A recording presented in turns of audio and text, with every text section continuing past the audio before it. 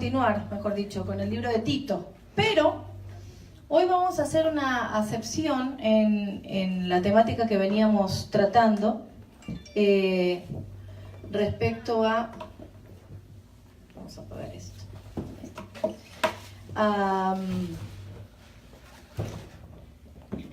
Un poco la tristeza, la desilusión, el desánimo, todos esos temas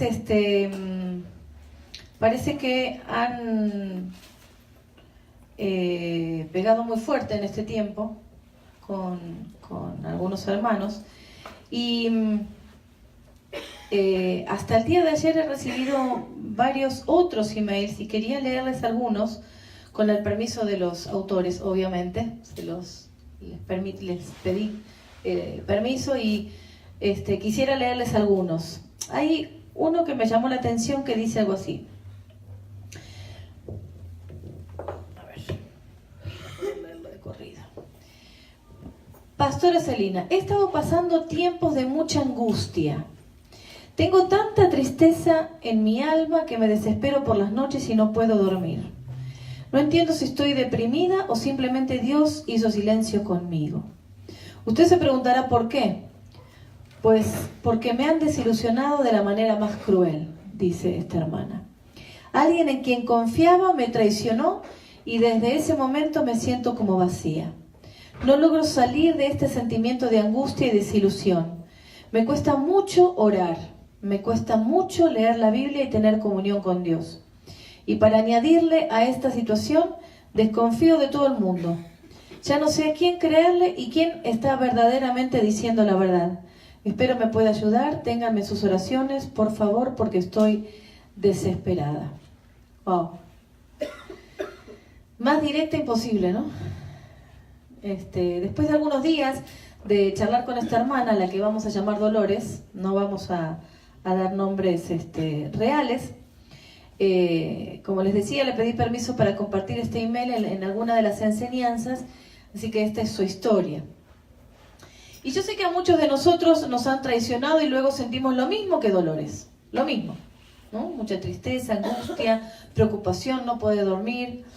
Y Dolores no buscó este problema, pero le sucedió al abrir su corazón a sus afectos, a diferentes personas. Al abrir, al permitirse querer a otras personas, al permitirse en una nueva iglesia, en un nuevo grupo de amigos, al permitirse abrir su corazón a sentir amor, afecto por los demás, cariño, compañerismo, lo que sea, la vuelven a traicionar. Y este es un problema, es una situación con la que todos los seres humanos nos encontramos alguna vez en la vida. Es algo común en todas las personas. El tema es, me preguntaba luego en otro email, ¿cómo salgo de esta tristeza? ¿Cómo salgo de la desilusión? ¿Cómo dejo de sentirme agobiado por una situación? ¿Qué puedo hacer para salir rápido de la angustia que me ataca por las noches? Son todas preguntas que todos nosotros nos hacemos. Ayer me comentaba una amiga que conozco hace 23 años, me decía, Celi, es un tema con el que no suele tratarse en las iglesias, porque es como que es tabú.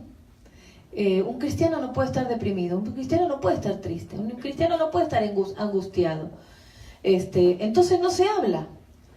Y me comentaba ciertas cosas que estaban pasando ella, que se los voy a comentar al final, pero sobre todo yo veía que el libro que estamos estudiando es muy actual, porque Tito también estaba angustiado, Tito también estaba entristecido, había desilusión en su corazón. Ahora vamos a ver por qué.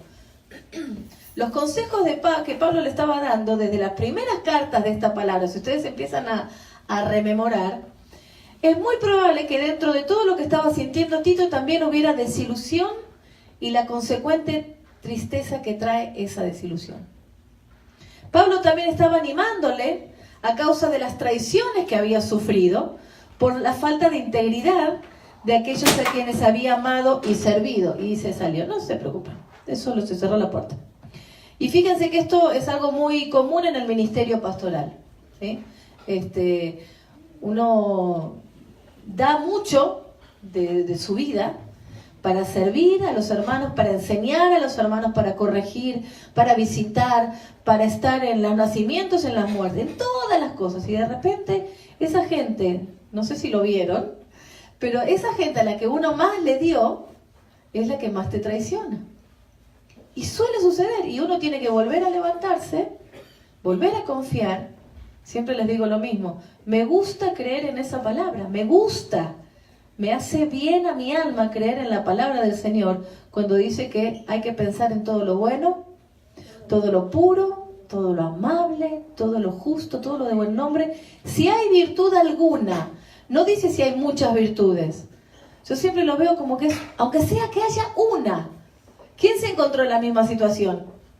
Un personaje bíblico que le dijo, Señor, si habrá 10 justos, si habrá 9, 8, 7, no, correte, los voy a destruir. Y todavía el Señor nos dice, no somos Sodoma y Gomorra. Eso está bueno, es un aliento. Entonces, mi esposo siempre me dice lo mismo, mira, empezá a sanar desde lo más sanito hasta lo más enfermo, porque ahí el Señor nos enseña, ¿no? En nuestro cuerpo nosotros sanamos no desde lo más enfermo a lo más sano, sino de lo que está más lastimado, de lo que está menos lastimado, se va cerrando hasta lo más lastimado.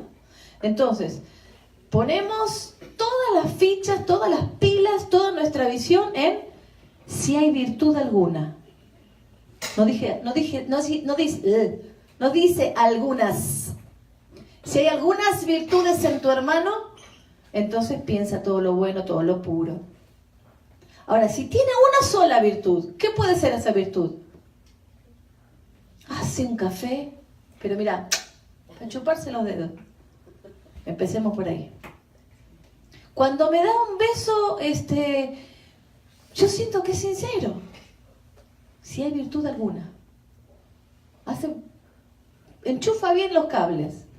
Vamos por ahí. ¿Ok? Entonces, algo bueno. Muy bien. Entonces, esto era lo que Pablo estaba tratando de enseñarle a Tito. Así que tal vez como se sentía Dolores, la de la historia que les conté al principio, estaba Tito con esta angustia en el pecho que no lo dejaba dormir, pobre. Y yo creo que su alimento de todos los días era la angustia. Vamos a Tito 2. Ya lo vimos este versículo, pero lo vamos a repasar. Versículo 6 hasta el 7 de la primera parte. Se le dice 7a. Dice, exhorta a sí mismo a los jóvenes a que sean prudentes. La imprudencia empieza a aparecer en las personas cuando se dejan llevar por los impulsos del corazón. ¿Sí? Y cuando uno se deja llevar por los impulsos del corazón, empieza uno a ser imprudente porque deja de lado a Dios. Eso es así. Por eso es que le dice, exhorta a sí mismo a los jóvenes a que sean prudentes. Y Pablo le recuerda a Tito, vos tenés autoridad, fíjense en el versículo 7, presentándote tú en todo como ejemplo de buenas obras. En la enseñanza, mostrando integridad y seriedad. Y esta es la prueba de que Tito había sido ejemplo en prudencia frente a los impulsos del corazón que tal vez le hubieran surgido a Tito frente a lo que vemos en el capítulo 1, versículo 10. Porque él estaba trabajando con este tipo de gente. ¿Lo ven ahí? Tito capítulo 1, versículo 10. Porque hay muchos contumaces. ¿Qué son los contumaces? Cabeza dura, que uno les dice y no entiende. Y dale, y siguen con el pecado. Habladores de vanidades y engañadores, mayormente los de la circuncisión, o sea, querían que fueran las cosas según la ley, a los cuales es preciso tapar la boca, que trastornan casas enteras, enseñando por ganancia deshonesta lo que no conviene. Y la segunda parte del versículo 12, los cretenses siempre son mentirosos, malas bestias, glotones y ociosos. Estamos que pobre Tito tenía Siempre digo lo mismo, ¿no? Entonces, seguramente, si toda esta gente era con estas actitudes, de estas características, seguramente esto es algo con lo que luchaba día a día Tito. Angustias, tristezas, desilusión, porque cuando hay gente mentirosa y hay gente blasfema, seguramente le va a crear problemas a aquel que está en autoridad porque no quiere ser expuesto. Al mentiroso nunca le va a gustar que le digan, estás mintiendo. Entonces van a ir en contra de aquel que le está diciendo. ¿Se entiende, no? Entonces, Tito estaba de desilusiones, tristezas. Por eso se ve a Pablo que le está dale, tratando de dar ánimo con la palabra del Señor. Ahora, este tema que le pasaba a Tito, que le pasa a Dolores y a muchos de los cristianos en este tiempo, hay un estudio que tuvimos que dilucidarlo bastante para poder sacar toda la psicología que hubiera tenido este tema, pero es algo tan actual, tan bíblico. Esto es algo que se llama mobbing. ¿Lo dije bien, teacher? Mobbing. Es nada más y nada menos que el acoso moral dentro del trabajo o de un grupo. Se escribe mobbing, así que es mobbing, ¿ok?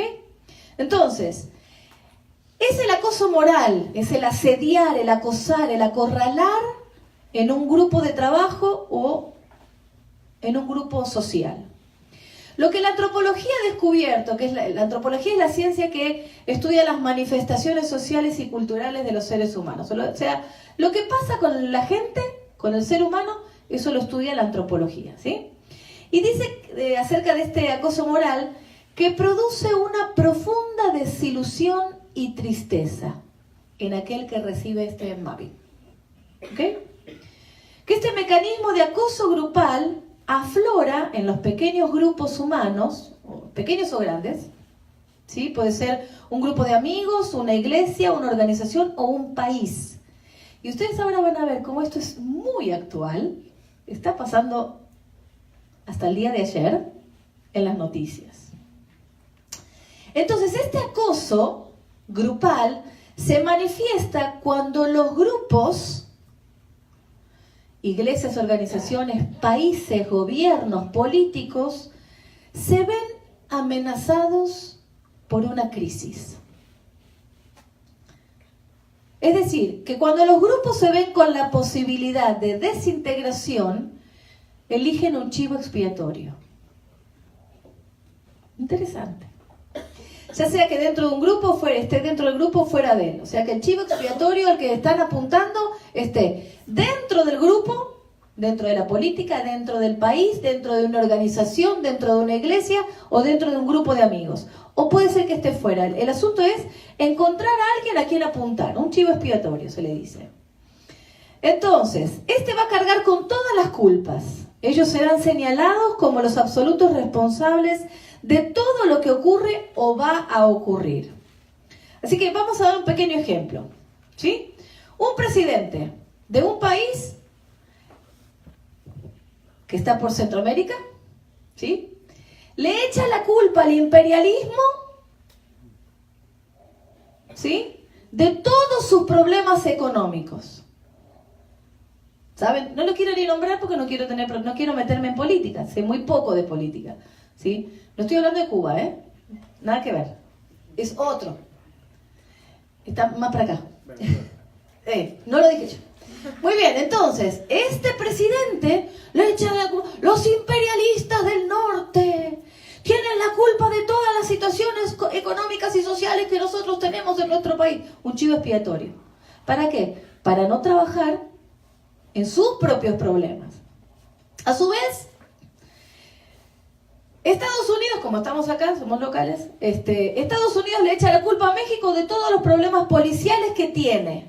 O sea, la culpa de todo lo que pasa acá en tema policial la tiene México. Entonces viene Argentina, porque, ¿no? Empezamos por casa. Argentina le echa la culpa a México, al otro país y a Estados Unidos de que todo lo que acá no quieren se lo echan para allá. Entonces el país anda mal. ¿Se entiende lo que es el mapping? Bien. Eso trasladémoslo a la iglesia, ¿no? Muy bien. O sea, nadie se hace responsable de sus propios problemas y buscan un chivo expiatorio para hacerlos responsables. Buscan poner al chivo expiatorio como el agresor, el mentiroso, el coartador, y luego de señalar el objeto de la culpa, necesita que todos los demás miembros del grupo, los políticos, la iglesia, la organización, los amigos, lo que sea, crean que de verdad ese al que están apuntando, el chivo expiatorio, es culpable de todo lo que se le acusa. Y es merecedor de todo el mal que todos nosotros le vamos a proporcionar. Eso se metió en la iglesia.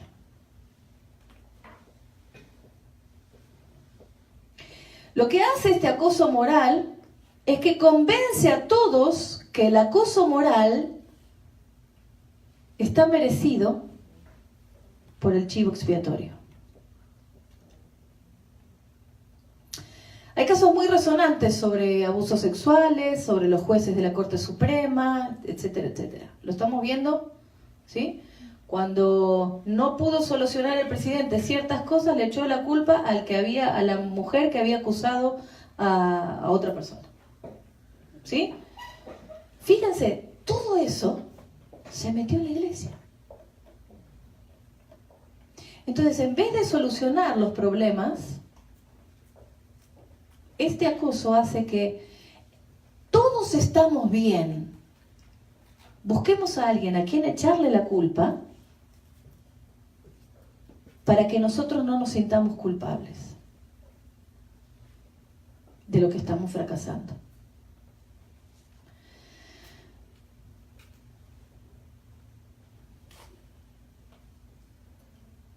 Todo aquel que se ha levantado para exponer lo malo que había en un gobierno o en una organización, le han hecho escarnio moral porque han quedado descubiertos en una crisis que les puede costar la desintegración de su organización. Y lo que sucede también es que si la víctima trata de defenderse, solo hace que el acoso moral sea aún mayor que el ataque al que le están haciendo, ¿no? Y luego por el mismo ataque se lo arrincona, se lo presiona para que reconozca que en verdad es culpable de todo lo que lo están acusando. Fíjense. ¿Sí se entiende, no? ¿Me di a explicar bien? ¿O más o menos? Bien. Entonces, el acusador, que es el diablo, es generador de este chivo expiatorio y acalla la conciencia de todos aquellos a los que ha motivado a que hagan ese acoso moral a la persona. ¿Cómo los acalla? Bueno, si todos están de acuerdo, debe ser, vamos, en contra de. Sin buscar prueba alguna. No importa, démosle. Como todos están, vamos. Nadie sabe nada, pero todos siguen. Si uno va como marcha atrás, como hacíamos antes para contar, ¿sí? A ver, ¿cómo llegamos al 10? Bueno, vamos al 9, al 8, al 7, al 6. Si llegas al 1, te das cuenta que solo una persona se levantó a acusar a otra persona y todos los demás 9 lo siguieron. Y eso sucede en las iglesias. ¡Qué terrible! Una característica que nosotros necesitamos comprender para entender que está dentro de estas características de los cretenses, que no nos debe pasar a nosotros. Ninguno de nosotros tiene que estar dentro de estas características. Porque la persona que es psicópata, digamos, que es una persona que trata de que todos sigan a su maldad, de juntar adeptos para que los sigan, necesita levantar falso testimonio a alguien cuando él se ve amenazado. Entonces, por eso es importante el discernimiento. Yo necesito tener discernimiento a través de la palabra para poder comprender de dónde viene lo malo, de dónde está viniendo lo supuestamente bueno, y si realmente esto que está pasando, diciendo, o lo que sea, es y proviene de parte de Dios. El acusador, cuando ve que todo su imperio está en una crisis y puede colapsar o se puede desmoronar, empieza a ocasionar estas cosas, ¿no? Entonces empieza a decir, nos damos un plan para defenestrarlo y que nadie le vaya a creer. Pongamos a mucha gente en contra de él. Convenzamos a la gente de que es la verdad, que este chivo expiatorio es culpable de todo y luego vamos a destruirlo para que sirva como ejemplo de lo que les puede suceder a aquellos quienes se atreven a ir en contra nuestra. Díganme si en la televisión no se ve esto. Todos los días tenemos renovación de características de estas dentro de los gobiernos del mundo. Cosa que me llama la atención, que muchos no se dan cuenta de esto, porque estamos en los últimos tiempos. Y dice la palabra del Señor que la maldad de los últimos tiempos se va a ¿qué? Si la maldad se multiplica, ¿qué tienen que hacer los cristianos? Estamos más atentos. Otra cosa que sucede en las iglesias, cuanto más la maldad se va multiplicando, los cristianos menos confían en la palabra de Dios y más confían en las personas.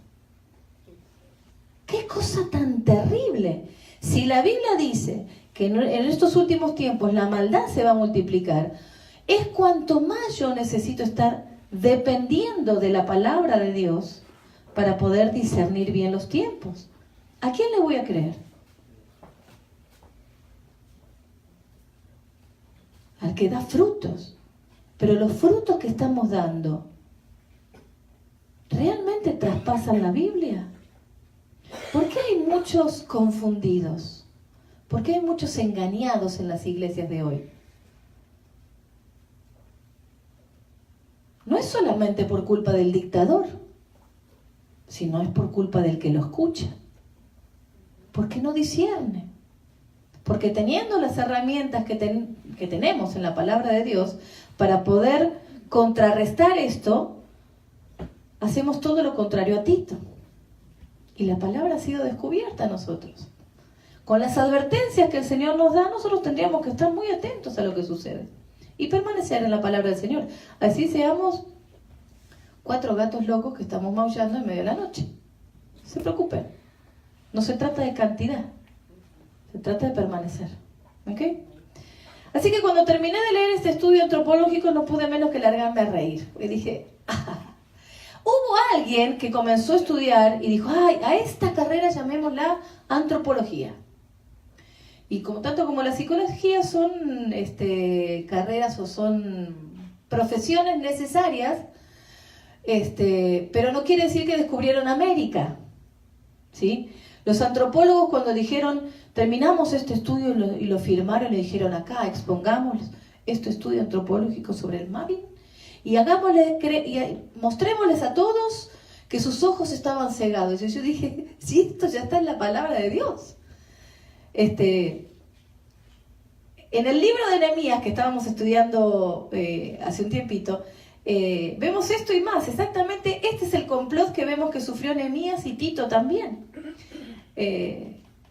Estos dos personajes, Nehemías y Tito, que son los que vamos a mencionar ahora, como al Señor Jesús, también les hicieron Mavin, les hicieron acoso moral. Entonces, ¿cómo no lo van a hacer con nosotros? Tenemos que estar listos. Tito se encontraba con desilusión, Nehemías se encontraba igual. Hasta el Señor Jesús se fue al monte ¿a qué? Sí, a orar, pero se puso a llorar. Dice que sus lágrimas eran como ¿qué? Como grandes gotas de sangre. Estaba entristecido, angustiado, desilusionado de sus discípulos. Y si no, vamos a Mateo 26.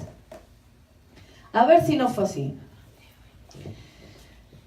No solamente el Señor Jesús estaba triste porque sabía que su fin se acercaba, sino que en Mateo 26:40 nos da exactamente el mismo motivo que había tenido Nehemías y que había tenido Tito.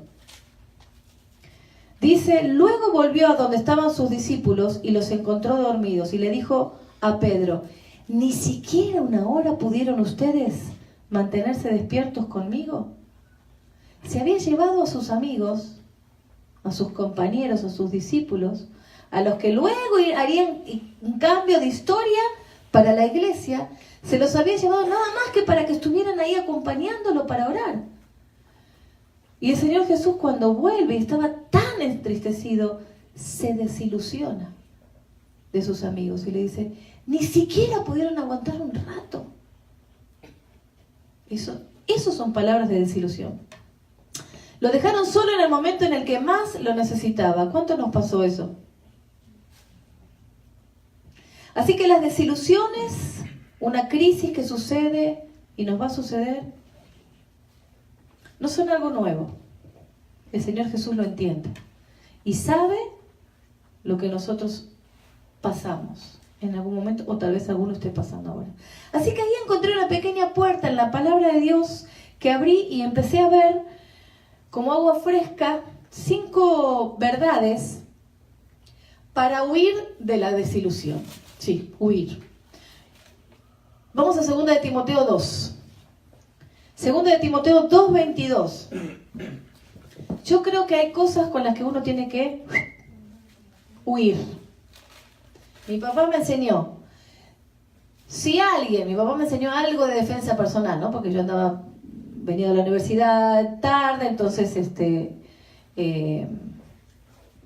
mi casa quedaba lejos de la parada del bus. Entonces mi papá decía, si el que te va a atacar es de tu estatura, dale. Pero si no,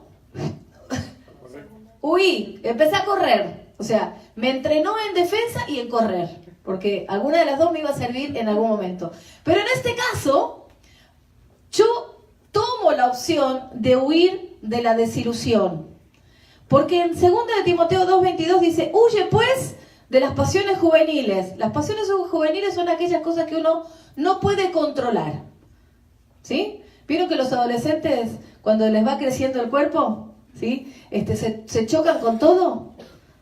Los brazos se chocan, se tropiezan y todo. ¿Por qué? Porque todavía adolecen de poder controlar todas esas cosas nuevas que están teniendo. Entonces, las pasiones juveniles son esas cosas que uno no puede controlar. Entonces yo decido huir porque la desilusión es algo con lo que difícilmente un cristiano se puede enfrentar y darle duro.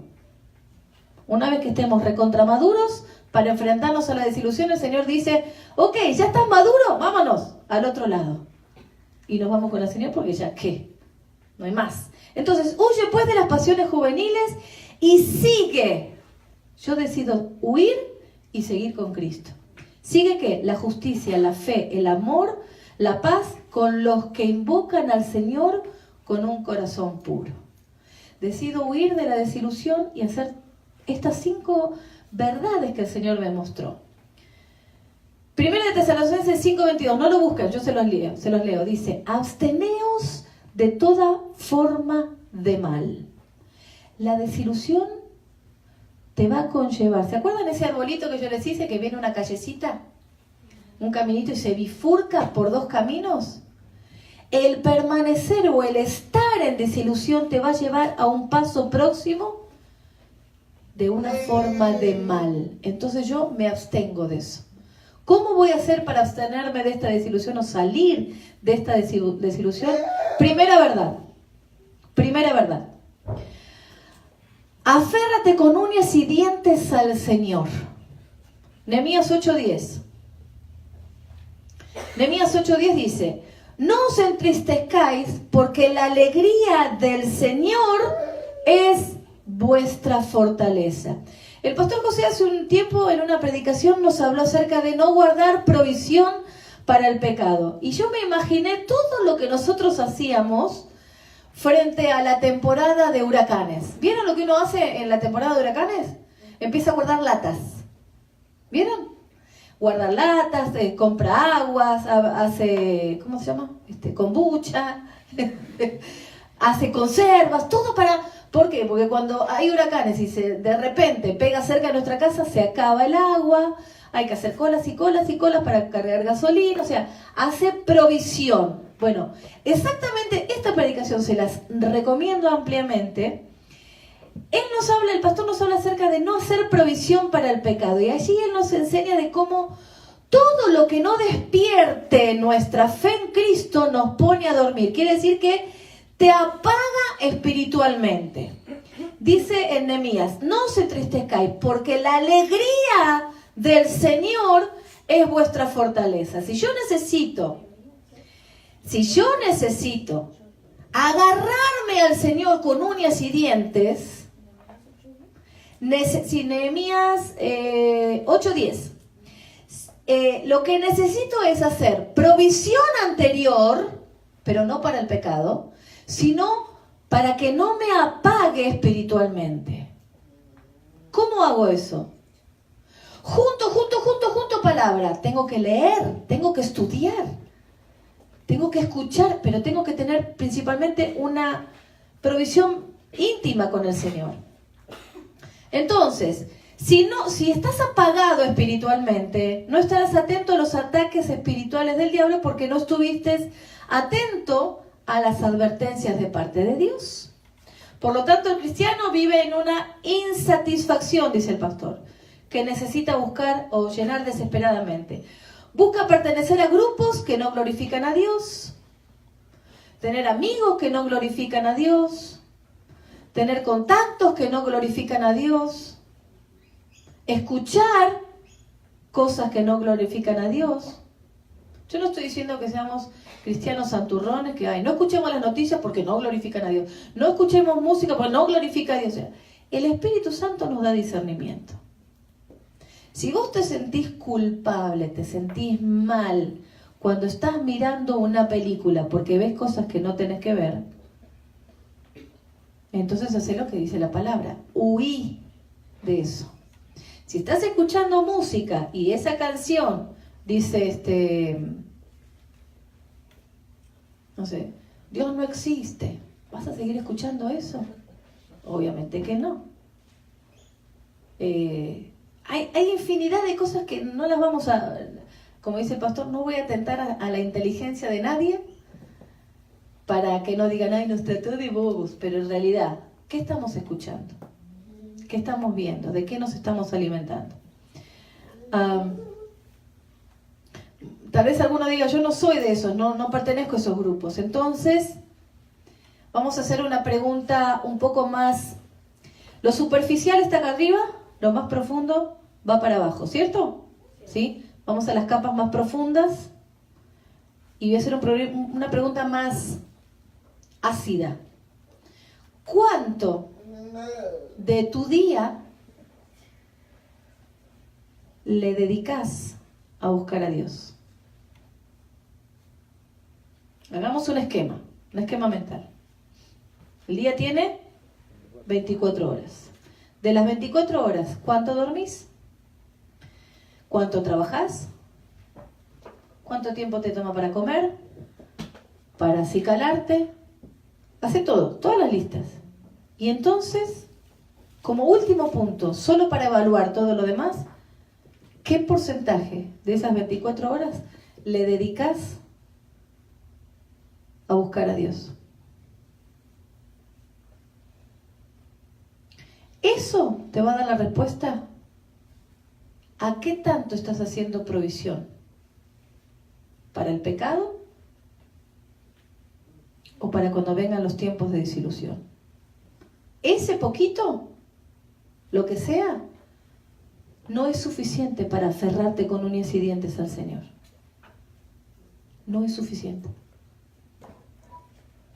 Por lo tanto hay que hacer ajustes. Yo no sé qué ajustes vas a tener, pero seguramente vamos a tener que hacer ajustes. ¿Podrías decirme con toda sinceridad que le buscas de todo corazón, con todos tus ratos libres y escudriñas las Escrituras como única fuente de sustento espiritual? ¿O simplemente lees un devocional y te alimentas de las predicaciones de otros? ¿Cómo vas a saber discernir si la palabra que escuchas proviene de Dios o del hombre? ¿Cómo sabrás si estás siendo manipulado por el que te está hablando? ¿Quién te da discernimiento para saber?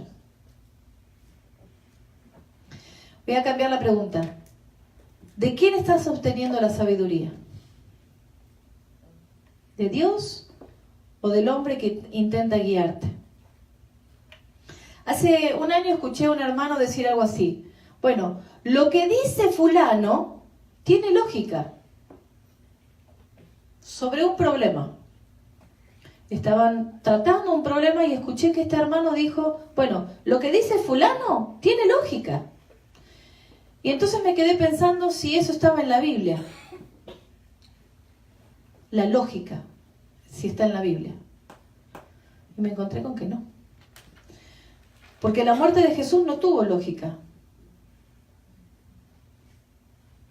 La gente le decía, ¿por qué vas a morir por esto? Bájate de la cruz.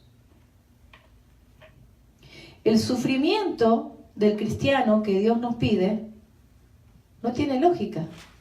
Cuando alguien viene y te insulta, ¿qué dice la Biblia? Tenés que seguir, deja pasar la ofensa, después dice ponle otra mejilla. Si tu enemigo tiene algo en contra de ti, perdónalo, o sea, no tiene lógica. Hacer la milla extra no tiene lógica. Devolver bien por el mal que te están haciendo no tiene lógica. El no contestar cuando te están ofendiendo, levantando falso testimonio, tampoco tiene lógica. El esperar que Dios haga justicia tampoco tiene lógica. Así que ese argumento no es bíblico. Y lo discerní enseguida. Pero todos los demás que estaban alrededor de él, este hermano que estaba diciendo lo que dice fulano tiene lógica, dijeron, claro, tiene razón, no tiene lógica. Entonces sigamos adelante con esta acusación. Y yo me quedé pensando, ¿por qué lo pude discernir yo y ellos no? Cuando todos aparentábamos tener el mismo nivel espiritual. Y entonces entendí. Porque yo, por las tristezas que pasé, por las desilusiones que pasé, por las angustias y las depresiones que pasé, entendí que yo necesito aferrarme a Dios con uñas y dientes para que en el día malo no me falte el discernimiento. Porque mis emociones son de lógica humana, no tienen raciocinio en la Biblia, no traspasan la palabra de Dios. Entonces, cuando yo me quiera dejar llevar por mis emociones, va a haber algo dentro mío, que es el Espíritu Santo, que me va a estar acusando y me va a decir, eso no.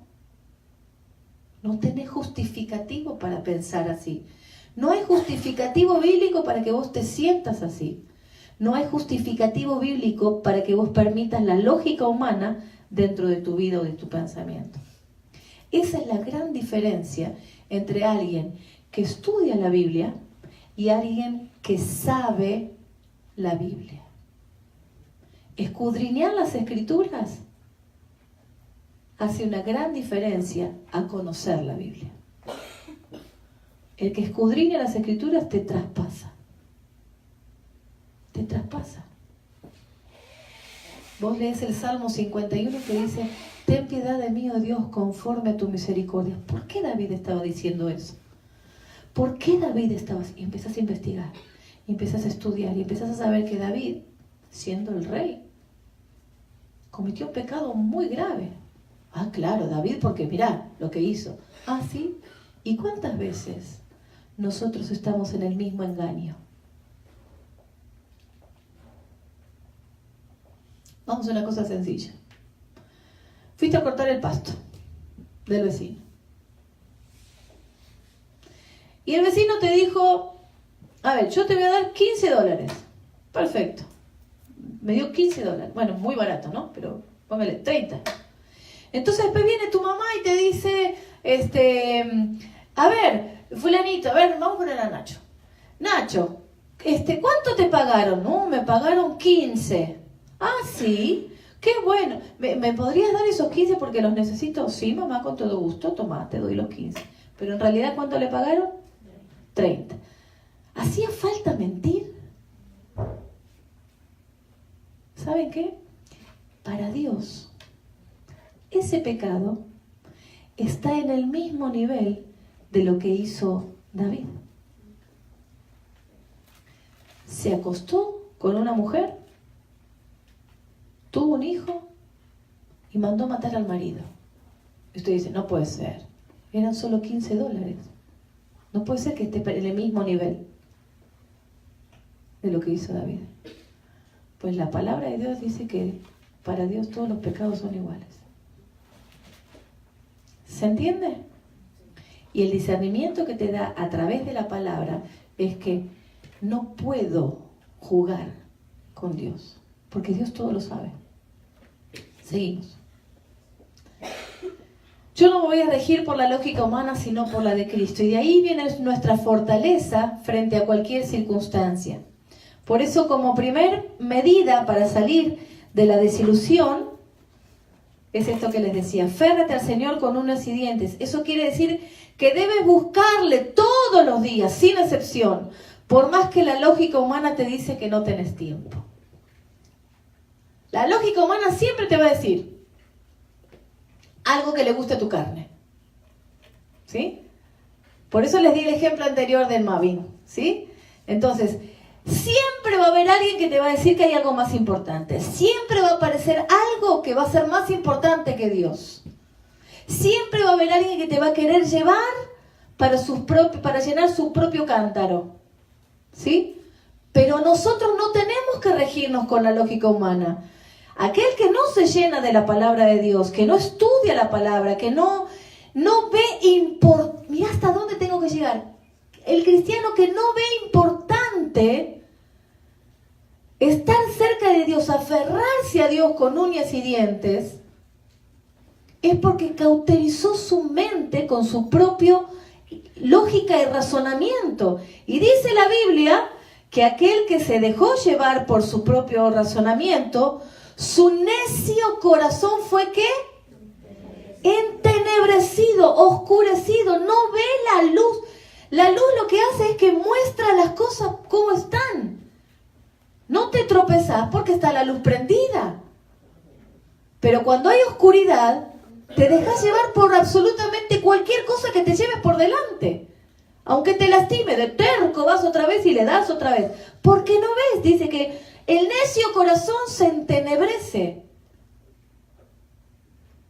Profesando ser sabios, se hicieron necios. Así que si no tenés tiempo para Dios, te estás dejando llevar por la lógica humana. Porque hay algo que tiene que correrse. No sé qué. Y no estoy hablando de que trabajemos, porque si no ahí entra la lógica humana, ¿no? Trabajemos menos para estudiar más. No estoy hablando de eso. Estoy hablando de que hay que hacer ajustes. Hay cosas con las que nosotros sabemos que podríamos no hacer para estudiar más y buscar más al Señor. Aferrarnos con uñas y dientes. Nehemías, frente a la tristeza del pueblo, les dijo que no se entristezcan porque la alegría del Señor es vuestra fortaleza. No hay motivo para entristecernos porque Dios es quien nos da la fuerza, obligándonos a volver nuestros rostros a aquel que nunca nos va a dejar, no nos va a abandonar, no nos va a defraudar, ni nos va a desilusionar. Acuérdense de ¿cuántos vieron la película de Titanic? Casi todos, ¿no? ¿No la viste? ¿No la viste? Margarita, ¿no la viste? Nunca la he visto completa. Ah, bueno, pero... No, esta Margarita, no tu mamá. En la última parte, que es la más linda, ¿te perdiste el final? Creo que vi el final. Ah, bueno, entonces sí viste. Mira, en la última parte, cuando se despedaza todo el barco y cada uno se agarra de lo que pudo para salvarse. Bueno, pues la protagonista se salvó y el otro, sacrificado, se dejó morir porque no se aferró a la tabla.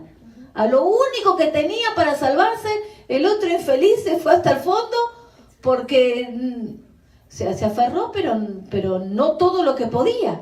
Ahí está, ¿ves? Los cristianos fríos. Eso les pasa a los cristianos fríos. De repente se les apagó el mundo y se salvaron como por fuego. ¿Sí?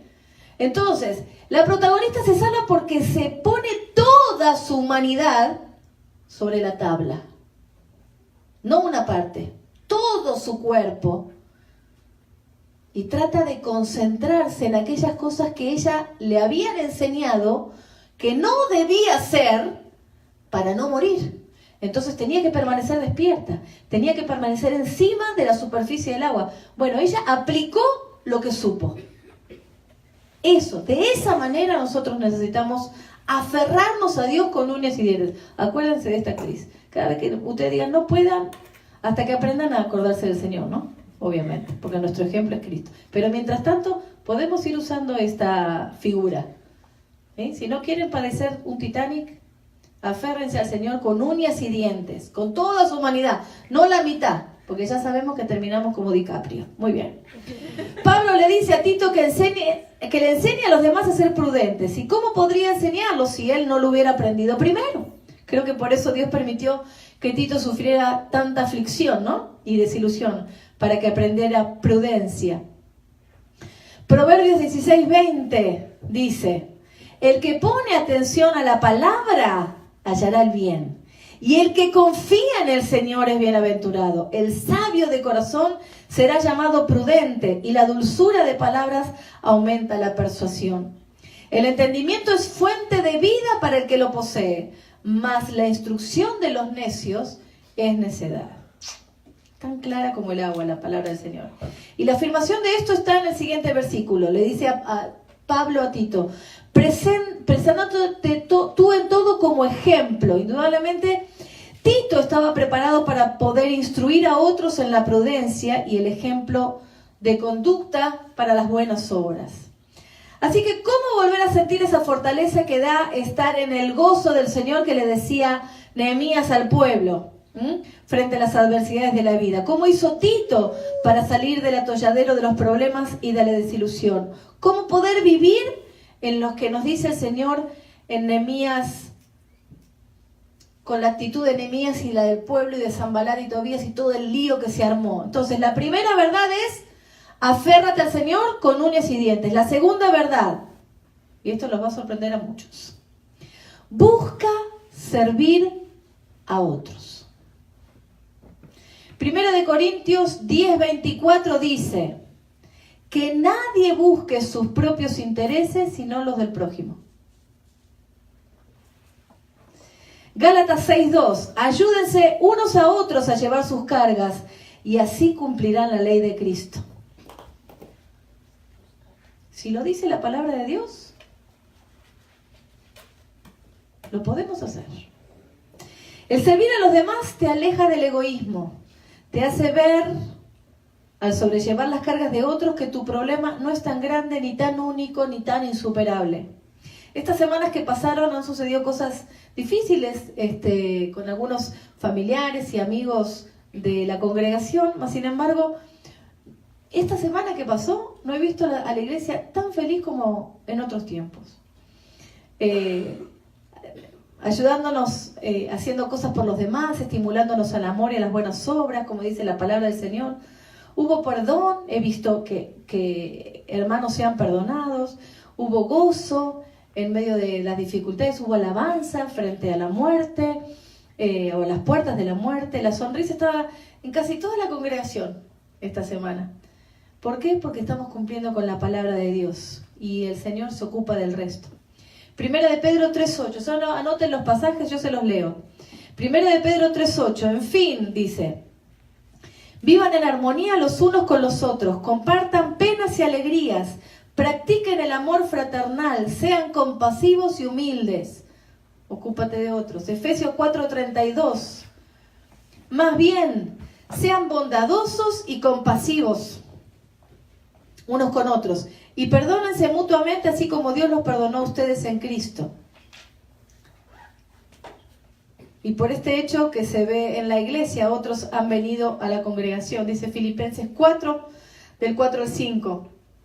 Vivan con alegría su vida cristiana, lo dice con signos de exclamación. Lo he dicho y lo repito, vivan con alegría su vida cristiana. Que todo el mundo se dé cuenta de que ustedes son buenos y amables. Hay que demostrar, Dice que todo el mundo, no dice que tus compañeros de trabajo solamente, o que en tu casa, o que en la iglesia. Dice que todo el mundo. Hay que estar para que todo el mundo vea que somos buenos y amables. Hay que ser Un cristiano aferrado con uñas y dientes a Dios, para que en los momentos donde te están pinchando el ojo, o te están dale en el trabajo asediando o acosando o dándote el doble de trabajo aunque no lo tengas que hacer, hay que estar, hay que ser un buen cristiano para demostrar que somos buenos y amables. Porque cuando te contestan mal, hay que contestar bien para mostrar a Cristo. Pero hay que hacerlo de corazón, ¿no? Ok, o sea, así como falso se nota. La palabra es clara, dice que todo el mundo se dé cuenta de que ustedes son buenos y amables. Y nos da un plus. El Señor Jesús viene pronto. Así que la segunda verdad es, busca servir a otros, haz algo por alguien, da testimonio de lo que Dios hizo por ti. Cuéntale a otros acerca de lo que Dios es. Y cuando te ocupas de otros, tu tristeza, tu angustia y tu desilusión se empieza a achicar. Porque así lo dice la Biblia. Tercera verdad. La primera era, aférrate al Señor con uñas y dientes. La segunda es, buscar servir a otros. La tercera verdad, ora más.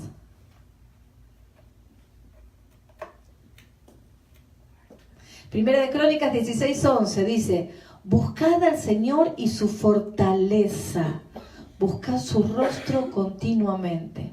Cuando nosotros buscamos al Señor, Él nos devuelve fortaleza. Cuando oramos, dice, buscad su rostro continuamente. ¿Saben que nosotros generalmente en nuestras oraciones buscamos las manos de Dios? Señor, dame. Señor, provéeme. Señor, ayúdame. Buscamos las manos de Dios, pero su rostro, el conocerle a Él, nos da fortaleza. Dice, buscad su rostro continuamente. ¿Por qué? Porque buscando al Señor hay fortaleza. Y nosotros decimos, ¿y por qué no tengo fortaleza? ¿Será porque tal vez estamos orando para buscar las manos de Dios? Filipenses 4:6. No se preocupen por algo. ¿Así dice? Dice, no se preocupen por nada, más bien oren y pídanle a Dios todo lo que necesitan y sean agradecidos. Nosotros oramos y luego nos sentamos a quejarnos. ¿Saben cuál es nuestra queja? Es que el Señor tarda mucho. Oramos, Señor, ayúdame con tal cosa, es que necesito. Y después estamos, ay, es que... Eso es una queja. Pero la Biblia dice que oremos, pidamos a Dios todo lo que necesitamos y que seamos agradecidos. Hay que explicar eso. Y el ejemplo por excelencia, Marcos 14, del 32 en adelante. Se los leo porque está en otra versión. Y dice, y llegaron a un lugar que se llama Getsemaní, dijo a sus discípulos, sentados aquí hasta que yo haya orado. Y tomó consigo a Pedro, a Jacobo y a Juan, y comenzó a afligirse y a angustiarse mucho. ¿Quién? ¿Pedro, Jacobo y Juan? El Señor Jesús. Y les dijo, mi alma está muy afligida hasta el punto de la muerte, quedaos aquí y velad.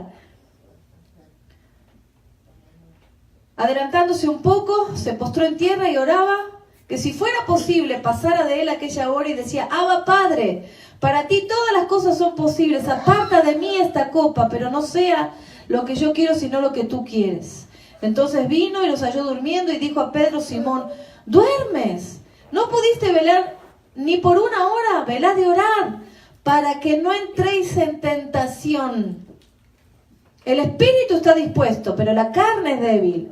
Y entonces se fue otra vez y oró, diciendo las mismas palabras. Y vino de nuevo y los halló durmiendo porque sus ojos estaban muy cargados de sueño, ¿no? Y no sabían qué responderle. En el momento de mayor dolor y mayor traición, el Señor Jesús oró. Y cuando lo volvieron a traicionar sus propios amigos, volvió a orar.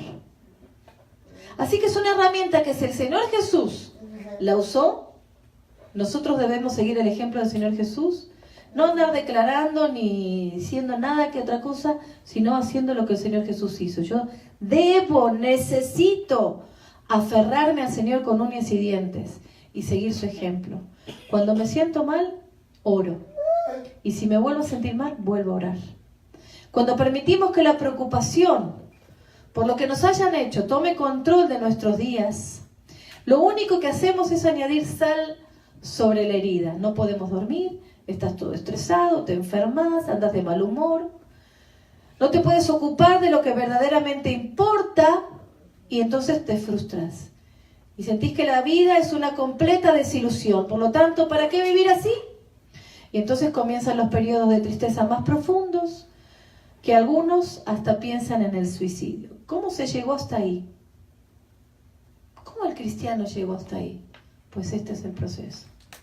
Así que esta tercera verdad nos puede ahorrar muchísimos problemas de salud. Si no queremos gastar en médicos, hagámosle caso a la palabra. Ora más y preocupémonos menos. ¿Sí? Cuarta verdad. Decirle que tenés al lado. Deja la queja. Deja de quejarte. Y volvemos al mismo versículo de Filipenses 4:6. No se preocupen por nada, más bien oren y pídanle a Dios todo lo que necesite y sean agradecidos. La gratitud echa fuera la queja, ¿se dieron cuenta? Cuando nosotros le decimos a nuestros hijos, ¿y por qué te estás quejando?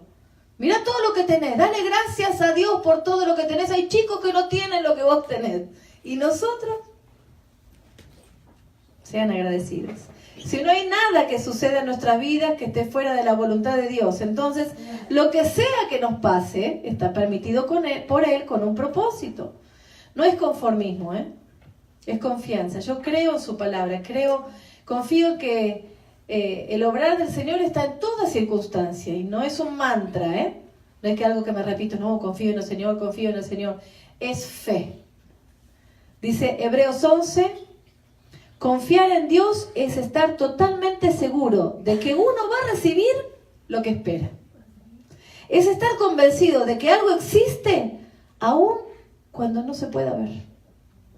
Es así de simple la fe. ¿No puedes ver las bendiciones de Dios?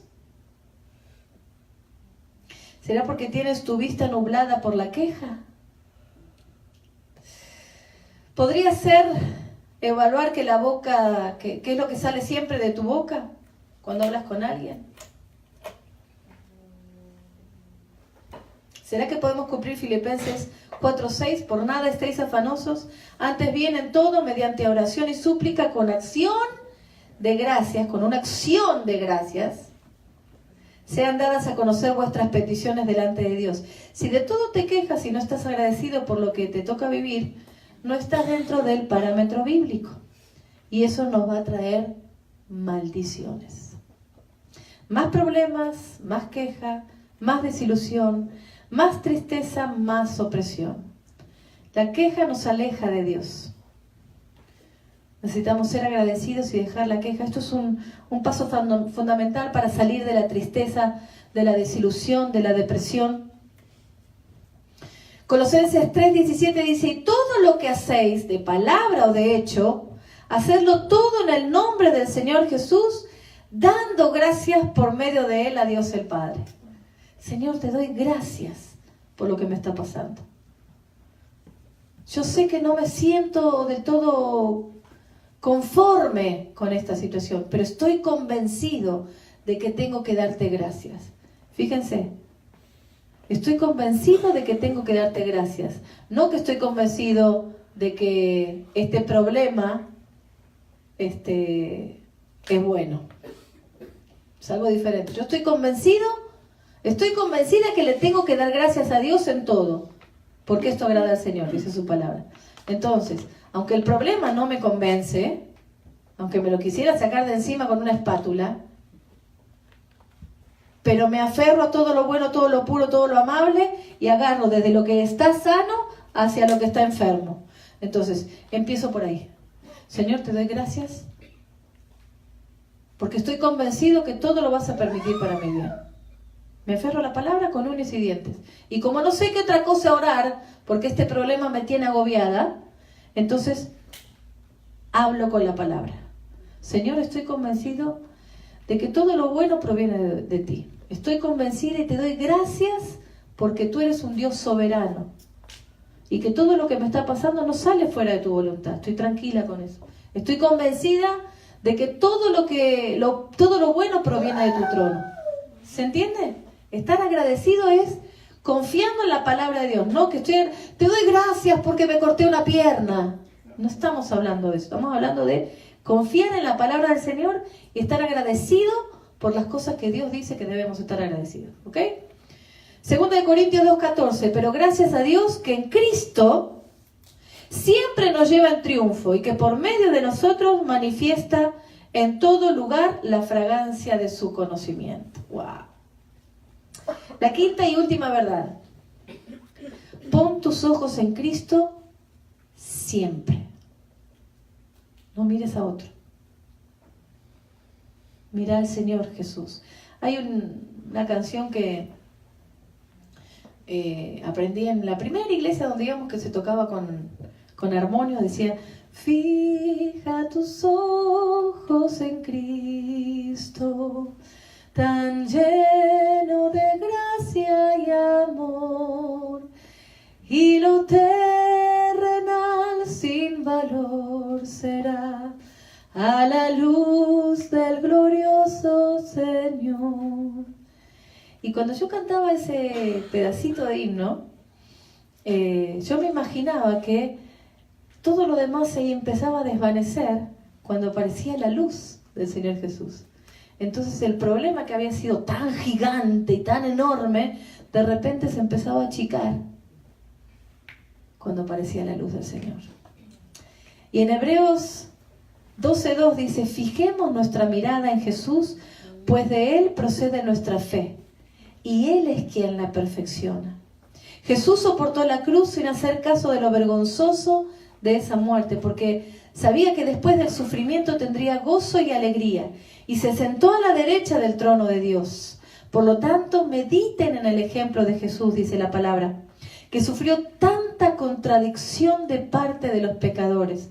Fue tan injustamente acusado, tan injustamente tratado.